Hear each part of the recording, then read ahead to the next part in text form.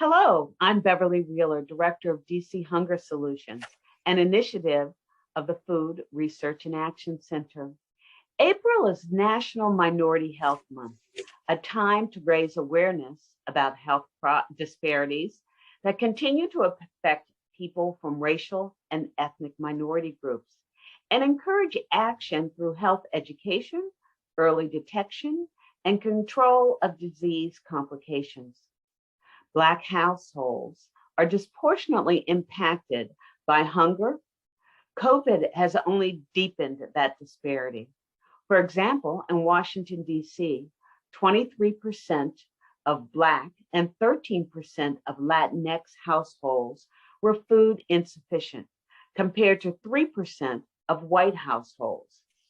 This can be seen all across the country. Joining me to discuss these disparities is Dr. Anna Caskin, pediatrician and Associate Director of Community Pediatrics at MedStar Georgetown University Hospital. Welcome, Dr. Caskin. Hi, thank you for having me. So, what are some of the health disparities related to hunger that impact minority communities? And what are the physical and mental health outcomes you've seen associated with hunger in minority communities? So, as you know, hunger is an interesting phenomenon because I think we think of hunger as we used to think of it back in the day. We think of families in the Depression, or we think of people in countries overseas where we think of starvation. Really, we think of emaciated people starving in war-torn countries, and that's often what we think about when we think of hunger. But in the United States, hunger can look really different. People can have average weight, they can be overweight, but they can also still be experiencing hunger. And so what we see a lot of in kids is not so much that they are not getting enough calories, it's that they're getting inappropriate sources of calories. So they're not getting healthy food sources. And so that can have a huge impact on their lifetime health. So we can see young kids who are overweight. We can see teenagers with type 2 diabetes and obesity and high blood pressure. And these are all things that are just a setup for further complications down the line. We even see kids with kidney problems. So high blood pressure and kidney issues. We see young women who are overweight who are also having polycystic ovary syndrome, which can impact their ability to have kids later in life. So it's a pretty widespread set of impacts. Anemia is another very common health effect that we see in kids who aren't getting the right kind of nutrients. So they can often have the effects of anemia, which include less energy. It can impact their learning ability. We see kids with behavioral issues, and we don't always know why they're having behavioral issues. I think for a long time, we treated the symptoms that we saw in front of us. We saw kids who were behaving in a hyperactive fashion. And so we said that they had ADHD, and we treated them with stimulants. And maybe the issue was that they were hungry, right? We even have a term now for it, which is hangry. We know that when anybody, regardless of their socioeconomic status, if you're hungry, you behave differently than when you're satiated. So, you wonder about how many kids were dealing with other social issues, and it just looked like a behavioral disorder. Thank you. That really supports some of the things that we have found at DC Hunger Solutions. Every 5 years or so, we do a grocery store report. And when we do the report, we take a look at each ward, how many grocery stores are there, but we also look at race, income, health, and life expectancy. And what we have found is in the neighborhoods that lack ready access to healthy, affordable foods, mainly in wards 7 and 8, we find that the population, which is majority Black or Brown, have a lot of chronic diet-related illnesses, they also suffer from having almost a 10-year shortened life expectancy. So we're also looking at those kinds of things. And what you're saying actually supports why we see that in the adults also. So thank you for that. So given that we know this, what are the strategies you use to maximize the impact of maybe our federal nutrition programs, and what best practices did you learn from the pandemic? And what are some lessons learned on how to address hunger? Because the pandemic is not over. Yes, exactly. Unfortunately, we all want it to be over, but it's not quite over yet. So one of the things that we've done that we've really actually over the years that I've been practicing in high schools is we've really focused on trying to figure out who is dealing with what healthcare issue. So we do a lot of screening. We screen for mental health issues. We screen for lead poisoning and tuberculosis and various healthcare issues, but we also screen for food insecurity and housing insecurity. So we screen for the social determinants of health to figure out what are we missing. If we just look at the patient who's sitting in front of us in the moment and write a prescription, we may miss a lot of the underlying causes. We may even be pursuing a treatment that's unattainable for our patient if they can't go out, as you said, if they can't go out, if we recommend certain foods for the child, but they can't go out and buy them, we're not really helping them. So we do a lot of screenings, particularly when kids come for their well child checks once a year. It's a good time to kind of take an inventory as broadly as possible for the patient and the family. This is wonderful news. Many of the things we tried to do during the pandemic and before is to make sure that all our children had access to the school meals programs. And so that included breakfast, lunch, after school, and summer meals. And we found that the child waivers that were put in place were tremendous for helping parents be able to address this, particularly pandemic EBT at the time, which allowed parents to have the extra funding when the children were not in school. We want children in school, but we understood that oftentimes that wasn't possible.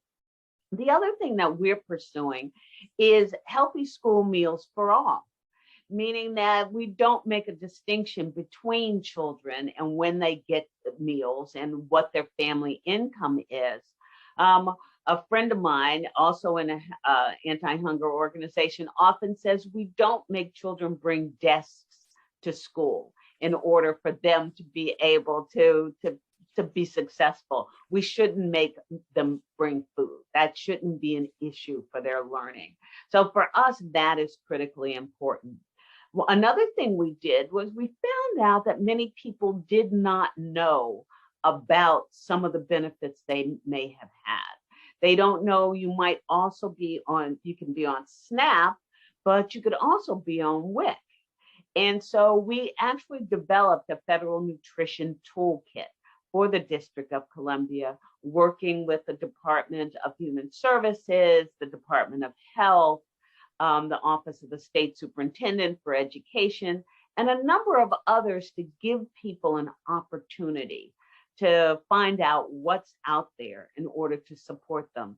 And from what I hear you saying, we really do need to re-emphasize that again because of the long-lasting effects of bad nutrition or no nutrition as our children are growing up. Thank you for that. It really, we're going to have to redouble our efforts on that, but thank you for that.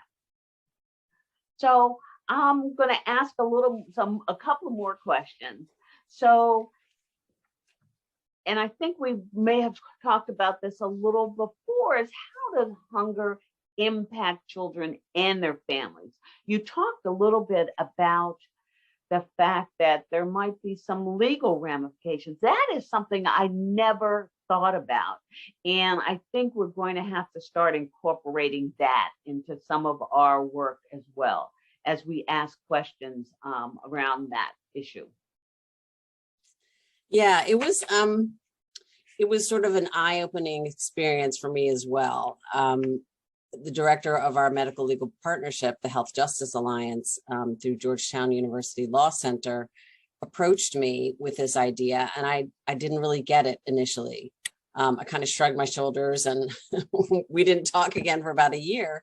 And she came back to me with the idea about a year later. And after kind of having planted the seed, as I saw patients who we really struggled to help around, particularly around public benefits, I realized that, I have a feeling that when I call an agency and advocate for the patient and nothing happens, I wonder what would happen if a lawyer called the same agency.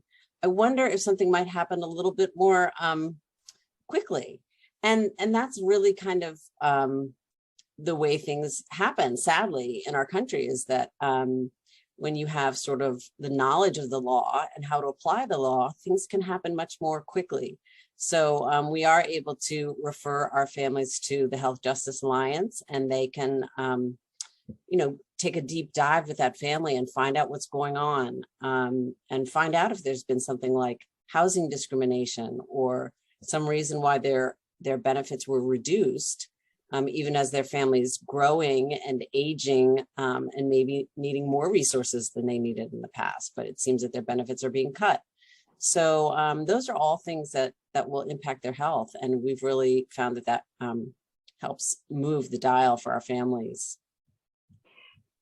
That sounds kind of traumatic for you to not be able to just sort of do this on your own, where you really do need someone to intervene for you.